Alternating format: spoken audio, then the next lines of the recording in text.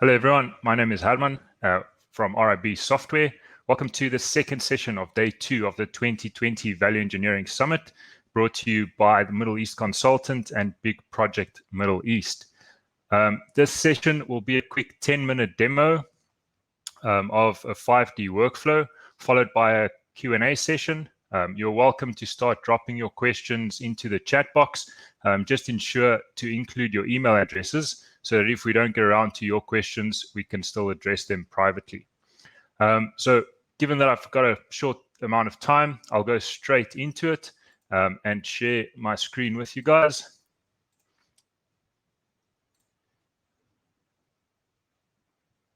So over here, for those of you who are already familiar with BIM, this is a BIM model. For those of you who aren't, this is a BIM model.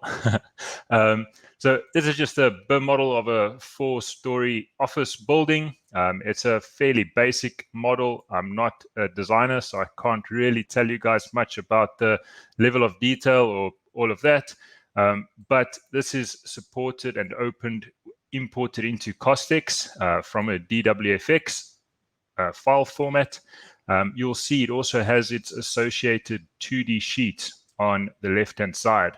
Now, I can go around and explore the model physically or visually rather, and move into the model and out of the model and identify any of the members, or as they call it, objects within the model. I'm also able, using the layers or the model tree, which bears the resemblance of a Revit model tree, to isolate any items within the model and navigate through those and explore those within. So you'll see the headers are fairly self-explanatory. So that's one way of just exploring the model and looking through what is embedded within the model.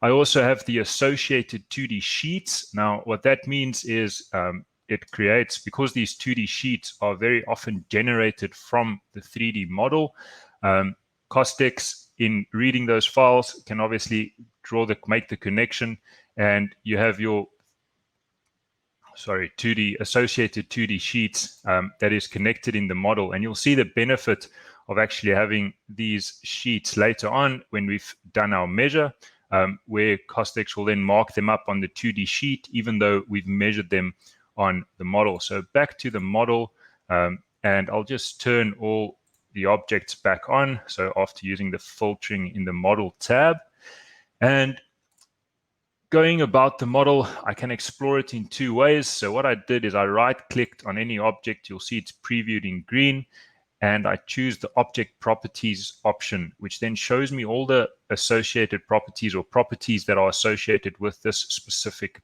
object. So it gives me the restraints or constraints. It gives me the geometries of that specific item. Sometimes it can even give you some information into the material that's being used. So this is obviously all dependent on the detail that's included in the model by the designer.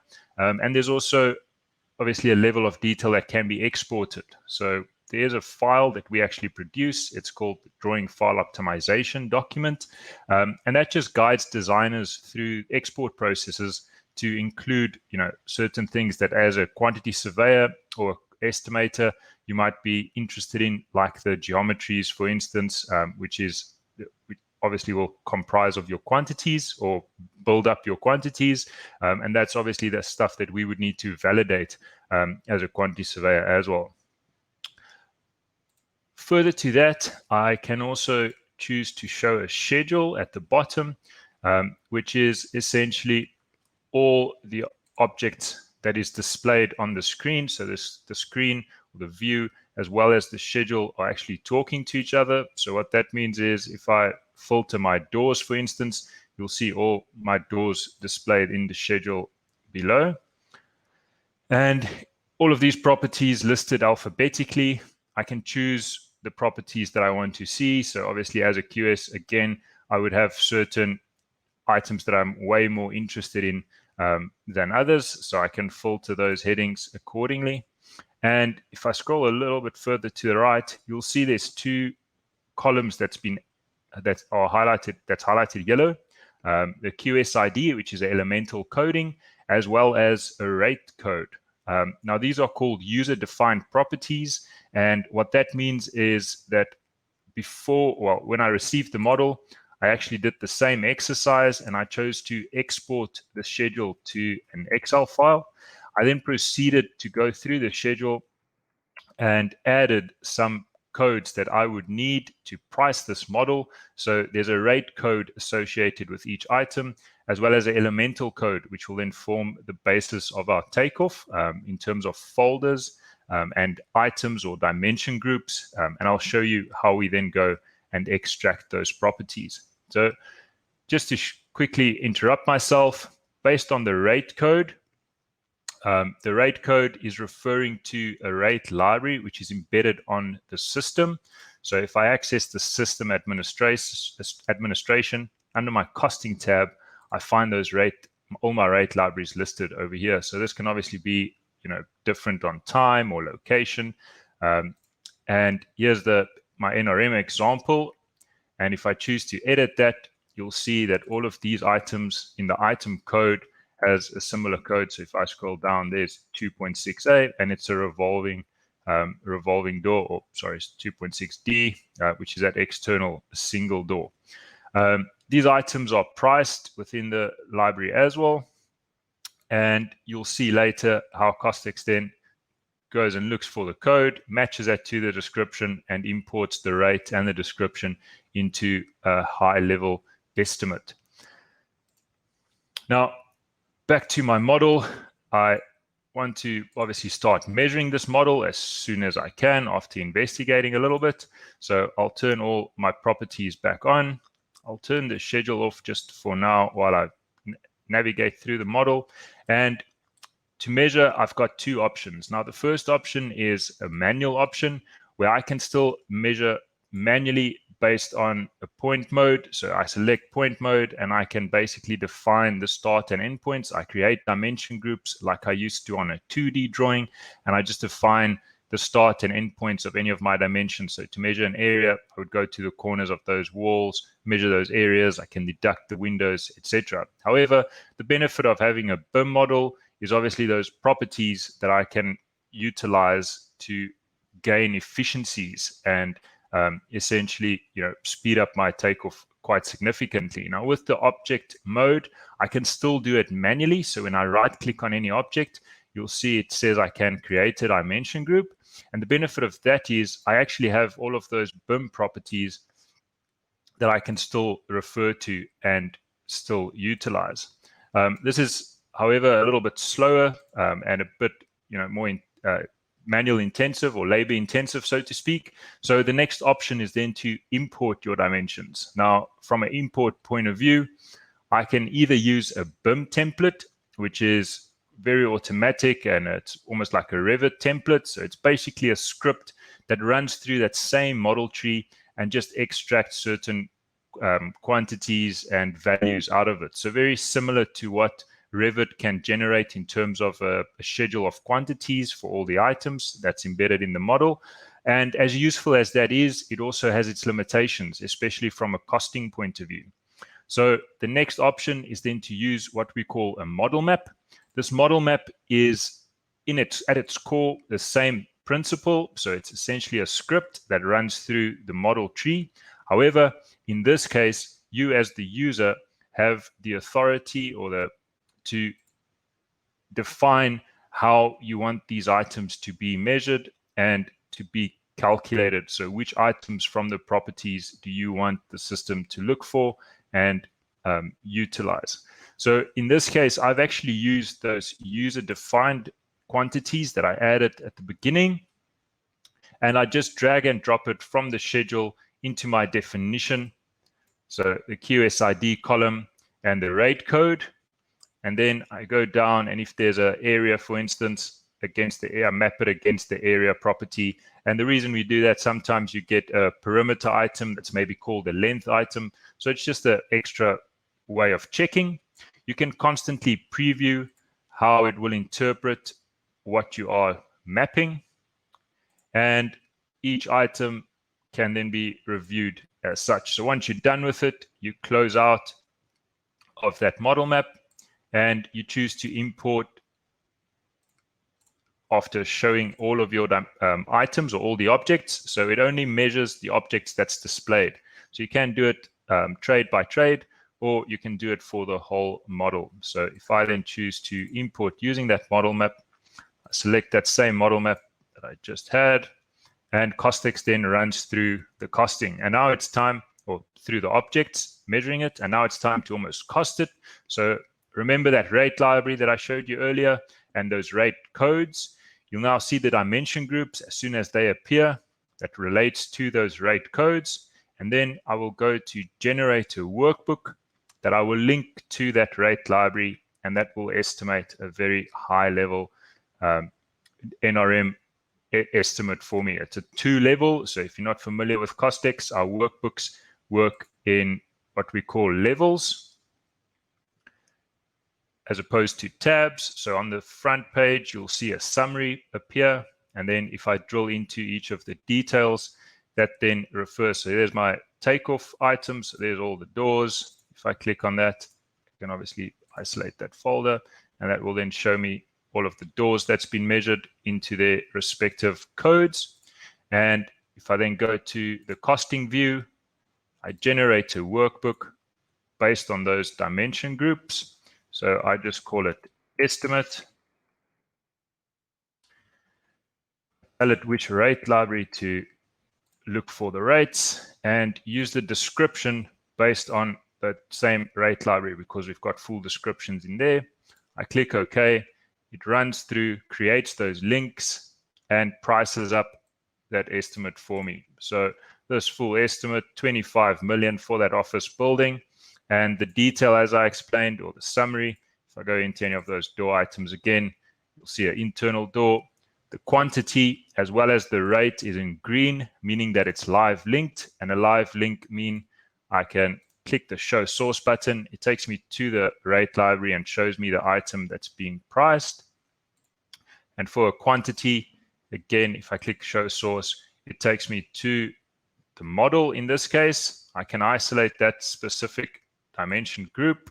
So it shows me all those single doors and where they are.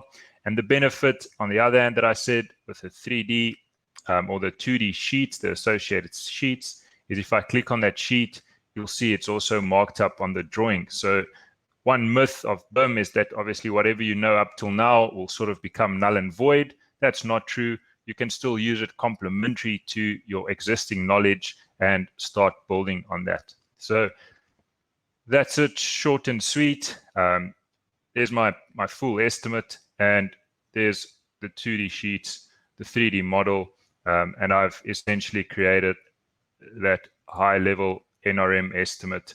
Obviously, I can still go and edit it now, add some below the line items, maybe some contingencies. I can expand, the items, add subheadings if I want, and subtotals, however I prefer.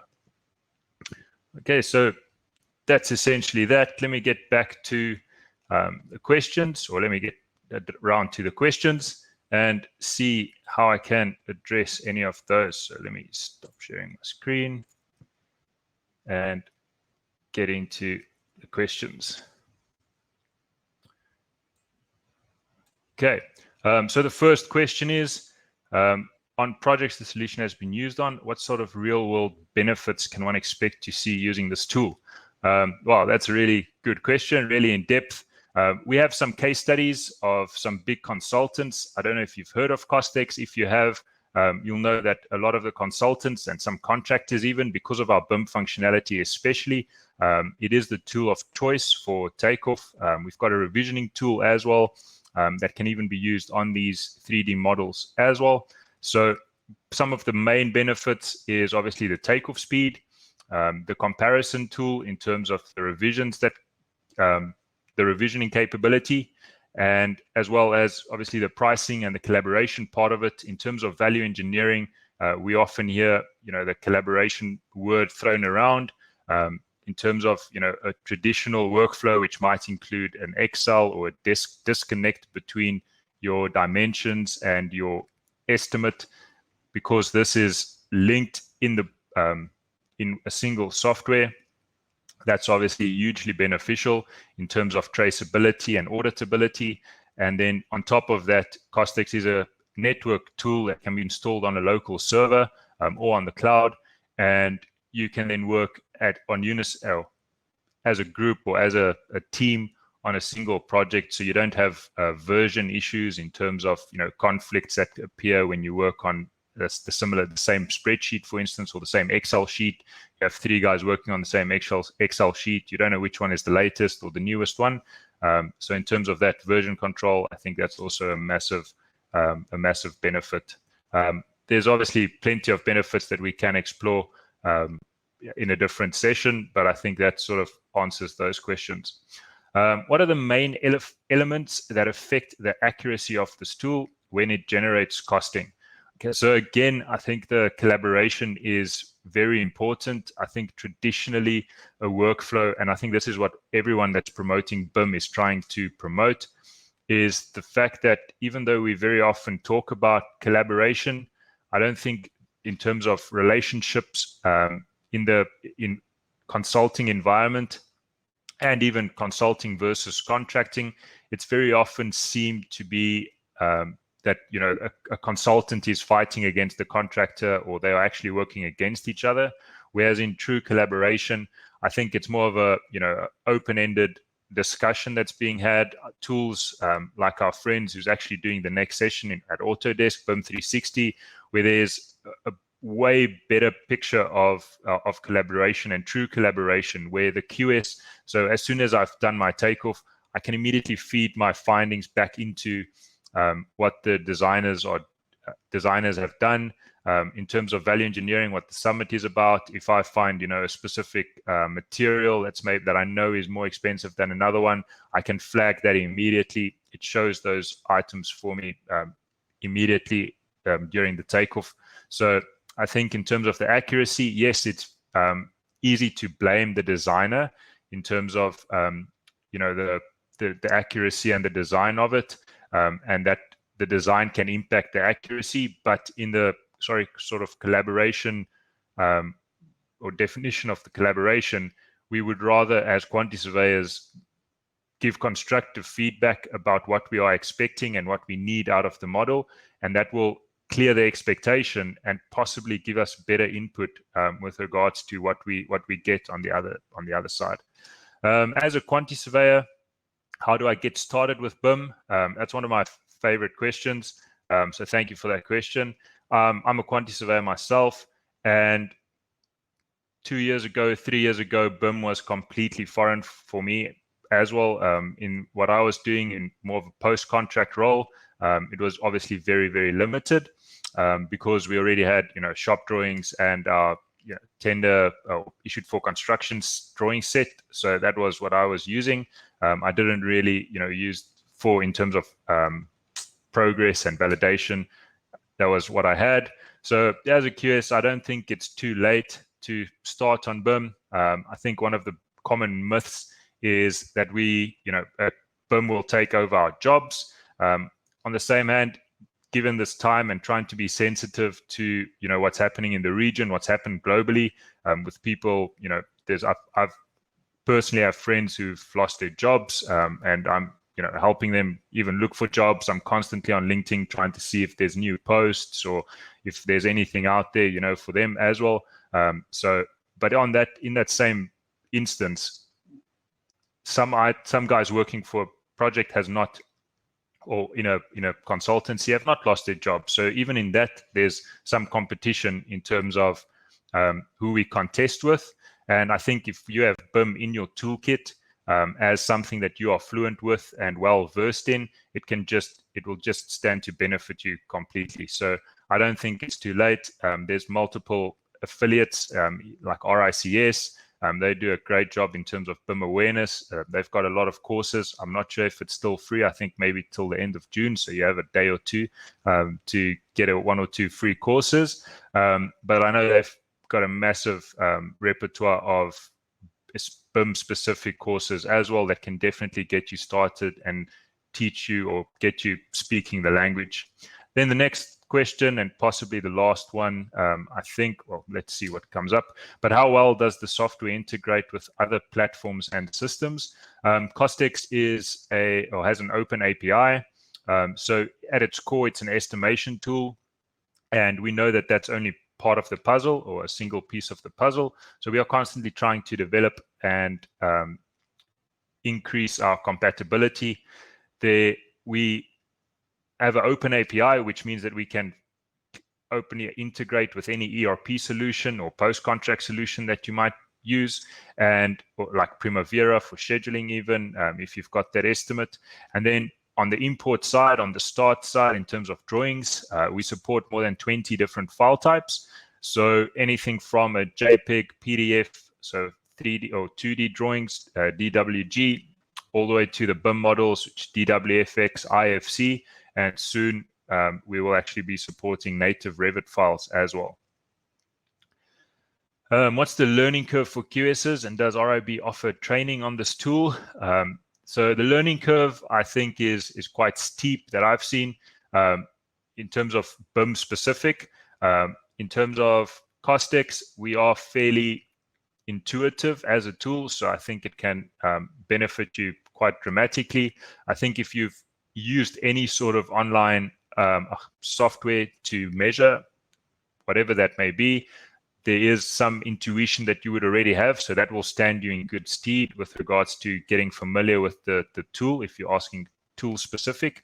But on the other hand, yes, RIB does have trainings that's set up. We've got online training that you can purchase, which gives you a month-long rental license as well, and that covers all sorts of topics from 2D training, workbooks, advanced training, all the way to a BIM training as well, which will help you and even help you get familiar with BIM as such, because you are exploring models, you are seeing what a model tree often can look like. So yeah, we do offer that. Please have a look at our website, or get in touch and we will get back to you and send you some of the details. What are the challenges you've seen to the adoption of this tool in the regional market? Challenges for the adoption of the tool. So the tool, I don't know if we say Costex or BIM, I'll address both of them a little bit. One of our the biggest challenges that I've seen in terms of tools, and especially software tools, is a reluctance to change. I think there's a general feel of, call it insecurity, if you will, or maybe a little bit of, like I mentioned earlier or alluded to earlier, where you might feel threatened because there's a certain way that you've been doing something. Some companies out there have been doing things for 20 or 30 years in the same way. So to suggest something to change their workflows, even though it does have or could have a massive benefit, to suggest that is sometimes met with a little bit of reluctance in terms of, you know, changing that. So I think that's the biggest challenge, is just the reluctance to change. And then, is there more interest in technology given the impact COVID has had on construction projects? I think COVID has, in a way, forced the interest on it a lot, because a lot of people are obviously sitting at home. I think, like I said earlier, and my condolences if you fall under this tree, but or under this group, some people have lost their jobs, and they are finding that some of the new jobs that are being advertised actually requires that you do have some proficiency in certain tools, especially technology tools. So I think that's possibly part of the contribution from a quantity surveyor point of view. In terms of construction as a whole, I would say definitely as well. Everyone, because of the economic squeeze, people are looking for more efficient ways to do stuff, to increase not only workflows, but even the physical aspect of it. Obviously, with considering social distancing, you know, I've got friends in construction who works for contractors out here. So, you know, the impact for them as well in terms of not being able to, you know, fill a bus full of labor, for instance, but those restrictions in terms of how many people you can even have on a site. So, yep, I think that's all we have time for. So thanks for joining us. I really hope you found that interesting and informative. The third session will start at 1 p.m. You can check your inboxes. I think Middle East construction. We'll send you some links to those ones as well. And the third session is by Autodesk about generative design. I don't really know what that means, so maybe I'll see you there to find out exactly what that is and how that contributes to value engineering. To get in touch with us, you can check out our website, RIB Software, or you can see my email address is on the screen as well. You can send me a direct email. I'm sure there'll also be links on the website and on these demos where you can just click to get in touch with us. So thanks again and see you soon. Cheers.